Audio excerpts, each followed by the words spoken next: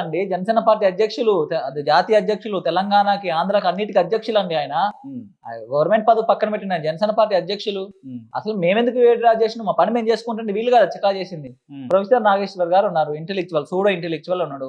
ఆయన అమిత్ షా గారు దగ్గరికి వెళ్ళి పవన్ కళ్యాణ్ గారు సూడో ఇంటెలెక్చువల్ చెప్తా అదే చెప్తా సూడో ఇంటెలెక్చువల్. ఎందుకంటే ఇదే సూడో ఇంటెలెక్చువల్ పవన్ కళ్యాణ్ గారు ఆయన అంటే నాకు గౌరవం అని చెప్పి. అరే నేను అదే చెప్తున్నా, అనొచ్చు, నేను మీ అంటే గౌరవం అని చెప్తా. అయిపోతుందా?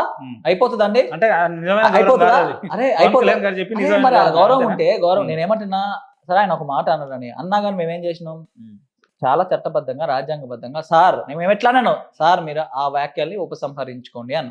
కొంతమంది ఇదే లాంగ్వేజ్ లో మాట్లాడిదా చూడండి నా వీడియో నాయక్ గారని చూడండి. ఎప్పుడు మాట్లాడినది ఎప్పుడు మాట్లాడి చెప్తా. ఫస్ట్ లో ఇనిషియేషన్ వచ్చినప్పుడు మేము అది మాట్లాడినాం. సరే కొంతమంది చట్టం మీద కొంతమంది నమ్మకం ఉంటది కదా, వాళ్ళు ఏం చేశారు, పోలీస్ స్టేషన్ లో కంప్లైంట్ ఇచ్చారు. నాట్ ఎఫ్ఐఆర్ ఫైల్ కంప్లైంట్ ఇచ్చారు. ఇవన్నీ చట్టబద్ధంగా జరిగినాయి. మేమే నాగేశ్వర గారిని బూతులు తీసినామా, నాగేశ్వర్ గారి మీద దాడి చేసినాం. ఇది జరిగింది. ఆయన ఉపసంహరించుకుంటా అని చెప్పిన తర్వాత ఒక బ్యాచ్ ఎంటర్ అయ్యారు. బ్యాచ్ తెలంగాణ వాదాన్ని అడ్డు పెట్టుకుని మా తెలంగాణ యువకుల భావోద్వేగాలను అడ్డు పెట్టి చందాలు దందాలు చేసే బ్యాచ్ ఎంటర్ అయ్యారు. మా తెలంగాణ యువకుల భావోద్వేగాలను అడ్డు పెట్టుకుని తెలంగాణ వాదాన్ని అడ్డు పెట్టుకుని చందాలు దందాలు చేసుకుని ఒక బ్యాచ్ ఎంటర్ అయ్యారు. ఆ బ్యాచ్ రౌండ్ టేబుల్ సమావేశం పెట్టి ఏం చేశారు, ఆయన నాగేశ్వర్ గారు ఇలా పెద్ద మనిషిగా మరి పవన్ కళ్యాణ్ గౌరవం ఉంటే భాష మీద యాదగిరి గారు ఏ భాష వాడారని చెప్పండి, మీరు ఏ భాష వాడారు? పృథ్వీ గారు ఏ భాష? అరే పవన్ కళ్యాణ్ అంట. అరే పవన్, మేము ఇప్పుడు అన్నాం అంటే ఎవరిని అరే పవన్ కళ్యాణ్ తొక్కుతా నారదిస్తా అట్లా అనడం అయితే సమంజసం. అందరూ అదే మాట్లాడారు కండి. తులసి చంద్ అదే మాట్లాడింది, అక్కడ వచ్చిన తొలి వెలుగు అందరూ కూడా డెరాగేటం. ఇంకెంత దారుణం, విద్వేషాలు రెచ్చగొట్టే విధంగా అయిపోయిందండి. విగ్రహాలు తీసుకెళ్లి పెట్టుకోండి. ఇప్పుడు అది సబ్జెక్ట్ అదా అండి. ప్రొఫెసర్ నాగేశ్వర్ గారి మీద నిజంగా కక్షపూర్తంగా ఆంధ్రప్రదేశ్ ప్రభుత్వం ఏం చెప్పాలి, ఇది తప్పు కాదు, ప్రజాస్వామ్యం కాదు. ఈయన మాత్రం ఆంధ్ర విషయాల మీద మాట్లాడవచ్చు, కానీ ఆంధ్రప్రదేశ్ లో ఏం గురించి మాట్లాడకూడదు అంటే. ఇప్పుడు ఆంధ్రప్రదేశ్ రాజకీయ ఇష్యూస్ మీద చర్చ చేస్తారు. అదంటే అప్పుడు ఏం చేయాలైనా, ఒకవేళ నిజంగా మేధావి ఉంటే ఆంధ్రప్రదేశ్ లో కూడా రౌండ్ టేబుల్ సమావేశం పెట్టేయాలి.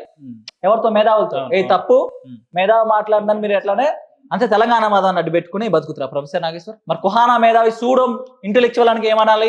నువ్వు నిజంగా నువ్వు ఇంటెలెక్చువల్, నీ మీద దాడి జరుగుతుంది అనుకో ఏం చేయాలి, అక్కడ మీద ఎక్కడ మీద అందరిని పిలిచి, ఎందుకంటే నువ్వు ఆంధ్ర సమస్య మీద కదా మాట్లాడేది, అందరిని పిలిచి నువ్వేం చేయాలి, రౌండ్ టేబుల్ సమావేశం పెట్టి తప్పు ప్రొఫెసర్ నాగేశ్వర్ ఇంటెలెక్చువల్, మీరు ఎందుకు కేసులు పెడుతున్నారు, కేసులు కూడా అవ్వలేదు కానీ వీళ్ళు క్రియేట్ చేస్తారు.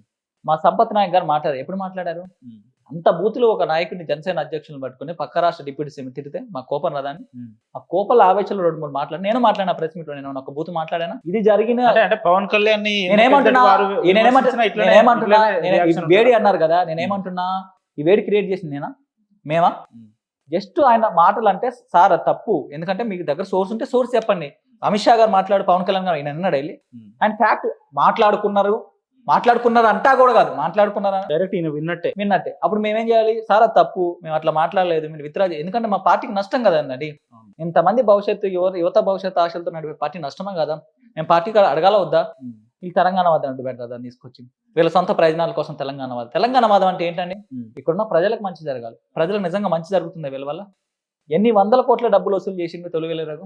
ఈయన చేత కదా కేసీఆర్ ఫామ్ హౌస్ కి వెళ్ళమని పవన్ కళ్యాణ్ గారు అసదుద్దీన్ చెప్తా, అసదుద్దీన్ అక్బర్ చెరువు దగ్గరికి వెళ్ళమనండి. ఎందుకు వెళ్ళట్లే అక్కడికి? ఎన్ని చెరువులు కబ్జా చేశారు, 111 జీవులు ఎన్ని కట్టడాలు చెప్తున్నారు. పోతాడా ఈయన ఆడికి? తెలుగు వెళ్ళట్లేదు. ఎందుకు వెళ్ళట్లేదు అని అడుగుతున్నా. ఎందుకు వెళ్ళడు? కోడి చెరువు అంటున్నారు. నేను చెప్తా అక్రమాలు ఏం చేసిండు. సేల్ లీడ్ చేసుకుని 2014లో కొనుక్కున్నాడు. ఆయన 2014లో కొనుక్కున్నాడు. ఎవరు చేశారు? రిజిస్టర్ ఆఫీస్ లో జరిగింది. అది ప్రభుత్వ సికంభూమి. చెప్తా ఎవరు మ్యూటేషన్ చేశారు? అది ఎంఆర్ఓ మ్యూటేషన్ చేశారు, పవన్ కళ్యాణ్ తప్ప. ఇప్పుడు కబ్జా అంటే ఏమంటారు చెప్పండి? మీరు ఒక ఎకరం కొనుక్కుని చెరువు పక్కన పట్టాభూమి, ఆ చెరువును ఆక్రమించి మట్టి పోస్తే కబ్జా. 40 సంవత్సరాల నుంచి రికార్డు ఉంది ఆ భూమికి. ఆయన వేరే వాళ్ళ దగ్గర కొనుక్కుందాన్ని కబ్జా అంటారా? ఒకవేళ నిజంగా చెరువు కబ్జా చేసిన అమ్మినోడు ఈయనకు అమ్మితే ఈయన మోసపోయినట్ట లేకపోతే కబ్జా చేసినట్లా? కబ్జా చేసిన ఈ బ్యాచ్ అంతా మీరు చెప్పే బ్యాచ్ పృథ్వీరాజ్ గారు వీళ్ళంతా పోయి ఆడ హంగామా చేసి బీర్ సీసాలు ఎల్లమ్మ గుడి పెట్టిండు, బీర్ సీసాలు పెట్టి ఇంకోటి చెరువు మధ్య నుంచి ఫెన్సింగ్. నేను అడ్వకేట్ కూడా చెప్తున్నా, అది ఇల్లీగల్. అసలు అమ్మినోళ్ళు కూడా ఏం కబ్జా చేయలేదు, అది రికార్డు ఉంది. ఇంకోటి ఏంటంటే మీరు తెలంగాణలో ఏ చెరువుని అడగండి, లేకపోతే మీ ఊరికి ఫోన్ చేసి అడగండి, ప్రతి చెరువులో శిఖం పట్టాలు ఉంటాయి. సర్కారీ శిఖం వేరు, ప్రైవేట్ శిఖం వేరు. సర్కారీ శిఖం అంటే చెరువులో ఉండే 2 రకాలు. చెరువులో ఉండే ప్రభుత్వ భూమిని సర్కారు శిఖం అంటారు. అదేంటంటే ప్రభుత్వ భూమి, దాన్ని ఎవరో అదిగానే మనం ఆక్రమించుకుంటే అది కబ్జా చేసినట్లు. ఇదేంటి ప్రైవేట్ పట్ట, శిఖంలోనే ప్రైవేట్ పట్ట ఏంటంటే దీన్ని వ్యవసాయం చేసుకోవడానికి వాడతారు. వ్యవసాయం అంటే ఏంటంటే ఇది FTL లోనే ఉంది, ఫుల్ ట్యాంక్ లెవెల్లోనే ఉంది, బఫర్ జోన్లో ఇవన్నీ ఉంటాయి. ఈ వర్షాకాలం వచ్చినప్పుడు ఆ చెరువు నిండిపోయినప్పుడు అక్కడ నీళ్లు ఉంటే వ్యవసాయం చేసుకోవచ్చు, స్టోర్ అవుతుంది. తర్వాత ఎప్పుడైతే ఎండాకాలం వస్తుందో అప్పుడు అక్కడ వ్యవసాయం చేసుకోవచ్చు. ఎంటైర్ తెలంగాణలో ప్రతి చెరువులో ఉన్నాయి ఈ శిఖం పట్టాలు, ప్రతి చెరువులు. ఏంటంటే అక్కడ ఒక కాన్సెప్ట్ లో కొనుక్కుని అక్కడ 70-80 ఆవులని పెంచుతుండు. పెంచుకుంటే మా పవన్ కళ్యాణ్ గారు దాన్ని ఏంటంటే వాటర్ కోసం అట్ ద సేమ్ టైం ఇప్పుడు మీ ఇంట్లో 10 ఆవులు ఉన్నాయి అనుకో, 2 ఎకరాలు మనం బీడి భూమి కొద్దాం, 70 ఆవులకి ఎంత 70 ఆవులకి ఎంత బీడి భూమి కావాలి దగ్గర. అట్లా అదొక పర్యావరణాన్ని చేసే విధంగా శిఖం భూమిలో గన కట్టడాలు చేస్తే, అంటే రఘు అనే వ్యక్తి ఏది పవన్ కళ్యాణ్ గారు అఫిడవిట్ చూపిస్తూ సాక్షాత్తు ఇగో ఇందులో 10 ఎకరాలే ఉన్నాయి, మిగతా భూములు ఎటు పోయినాయి, అది ఇదే ఏదేదో మాట్లాడి ఏమన్నా ఎవరైనా కబ్జా చేసిన భూమిని అప్పుడు వీటిలో పెడతారా? చెప్పండి మీరు, ఎవరైనా పెడతారా? ఆయన కబ్జా చేయలేదు కాబట్టి అంతగానమే సేల్యూడ్ చూపిస్తారు. సేల్యూడ్లు ఏముంటుంది, అమ్మినోర్ పేరు కొనుక్కోలేని పేరు ఉంటుంది. వీళ్ళు అక్కడికి వెళ్ళి ట్రెస్ పాస్ కింద వస్తుంది. మేము వదిలేసిన, వీళ్ళు ఎందుకు లేదు చిల్లర కావాలని వదిలేసిన మొత్తం హంగామా చేసారు కదా. పృథ్వీ అనేటువంటి తెలంగాణ వాదిని, తెలంగాణ ఊకే బట్టలు తెచ్చుకుంటాడు, కామన్ సెన్స్ ఉంది ఆయనకి. బీర్ బాటిల్ ఇదిగో చూడండి, సనాతన ధర్మం అనే పవన్ కళ్యాణ్ బీర్ బాటిల్, పవన్ కళ్యాణ్ దాకా పడేసింది అక్కడ.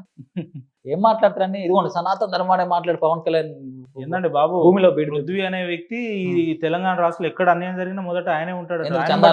చందాల కోసం ఆయన ఎడిగిపోతే న్యూస్ ఛానల్ పెడతారని డబ్బులు వసూలు చేసిండు. అవి బయటకు వస్తాయి, వచ్చారు బాధితులు మా దగ్గరకు వచ్చారు.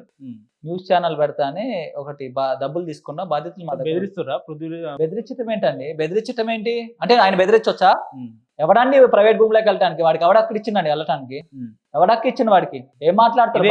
ఇదే క్వశ్చన్ అడిగితే ఇది మా తెలంగాణ ప్రాంతం, తెలంగాణ ప్రాంతం మేము ఏదైనా చేస్తాం. తెలంగాణ ప్రాంతంలో రూల్స్ ఉండవా? నేను తెలంగాణ ఉంది కదా. అరే నాలెడ్జ్ బ్రెయిన్ ఉంటుందా తొలిగల రఘు కానీ అతనికి కానీ? అది శిఖం పట్ట కొనుక్కున్నాడు, ఇంకేం కావాలి చెప్పు? కబ్జా అంటే ఏంటి, కొనుక్కోవటం అంటే ఏంటి? తేలి రిజిస్ట్రేషన్ చేసుకుని రిజిస్ట్రేషన్ ఆఫీస్ లో చేసుకుని MRO ఆఫీస్ లో మ్యూటేషన్ చేయించుకున్నాడు. శిఖం పట్టా భూమి అంటే ప్రైవేట్ ల్యాండ్. అంత క్లియర్ ఉంది, అంత క్లియర్ ఉన్నది. ఇంకేంటండి, ఎందుకు అట్లా